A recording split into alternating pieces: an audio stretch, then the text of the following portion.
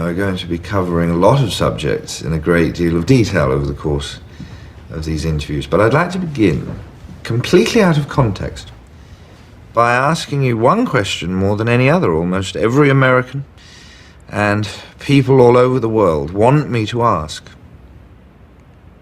Why didn't you burn the tapes? Son of a bitch.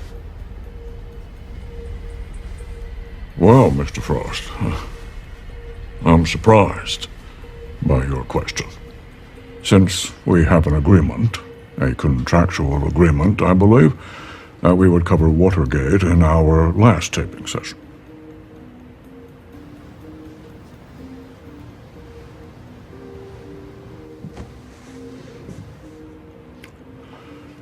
But if your viewers really do have a major concern, and perhaps I should briefly respond to it now.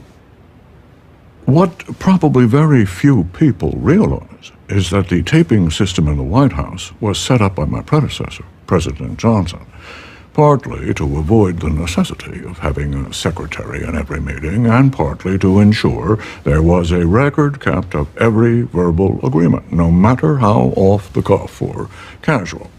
Now, initially, on coming into the White House, I insisted on dismantling the system. I hadn't liked the idea at all, but the former president, President Johnson, had repeatedly said how crazy it would be to remove the system, which he felt was the best way to... Well, in boxing, there's always that first moment. You see it in the challenger's face. It's that moment that he feels the impact from the champ's first jab.